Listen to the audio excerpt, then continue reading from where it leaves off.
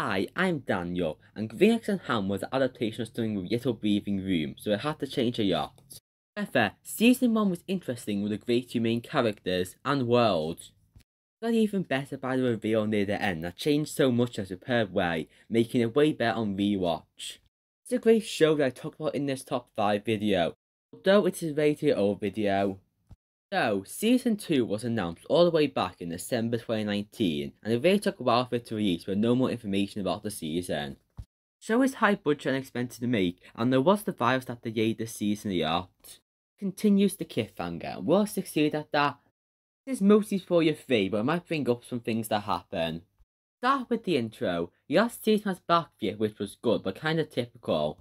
In contrast, this was way more atmospheric with how mysterious and hard the music hits. There are symbolism with the great art style that give hints for the season but it's not spoilerific. There's stuff that's only noticed when watching more. Gives multiple characters something and surprising the quality of this. Now onto the actual season, the story is that Sam tries to find his mother with Guy and Evie, but end up in the middle of a war between Yookia and Zookia.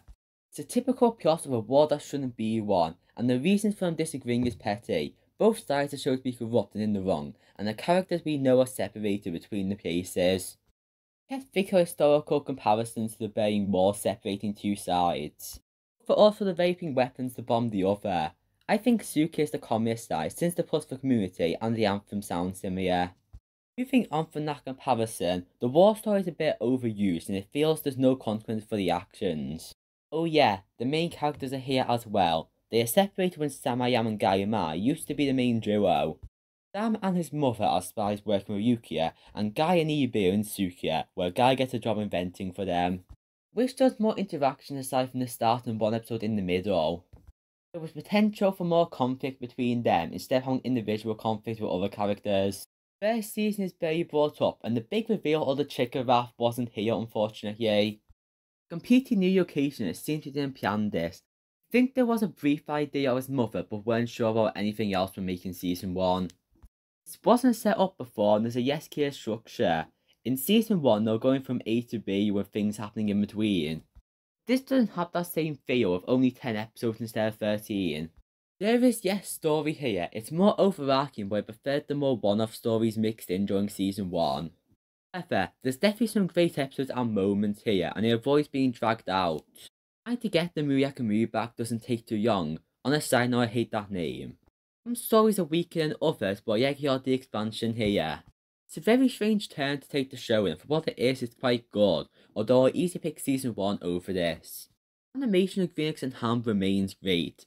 Locations are copied to push the point, there's a bit of CGI that could have been done better. So I can't help but think that season 1 looks a bit better and more fluid. It has so much energy to the movement, lighting and colouring here that makes it look superb. Comedy is sometimes clever, but by and large with normal low quality jokes. Also, I can't remember how big a problem this was in season 1, but the narrator needs to shut up. He's just there to point out the obvious, it's annoying when he can predict something and the narrator didn't. The whole thing with him is so overused, and like, subtlety, what's that? Now for the characters, Sam Yam's energeticness isn't a balance of one season 1 being balanced by Guy. There's still one big moment with him that stands out, but it feels like it didn't grow like he did before. Ham Am, someone thought that name picking it funny, story is a bit rushed but it's still good. Guy is trying to be a successful inventor and has to make hard decisions here. His character story seems the most continued from before and his part were easily the best.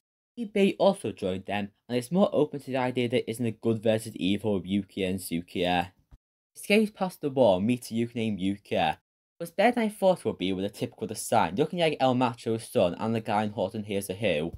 But he actually has a personality, and is important for more than being a love interest. This should be bare minimum, but it's not. We also have the leaders who both have a moral role. They're bad leaders who want to war, but there's not much conclusion or consequences to it in the end. Shay is on the side for most of the season, but there's something that happened with her. There is more new characters than old characters, and this will work on its own without needing to see season 1. The weird second season, or second series as called for the sake of a porn. It's good, but you can definitely tell it's weaker than the first season, and you didn't have much planned for this. In conclusion, I give Phoenix and Ham the second serving 7.5 out of 10. It's not a proper sequel, and the plot is generic, but it's fine, especially for what it is. It can be good entertainment, but can't top what made the first season so shocking and spectacular.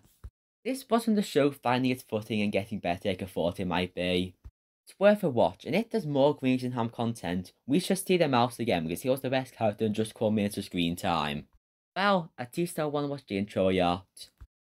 Also, there has been a lot of short videos in a row. Some younger form videos are coming later this month. The end.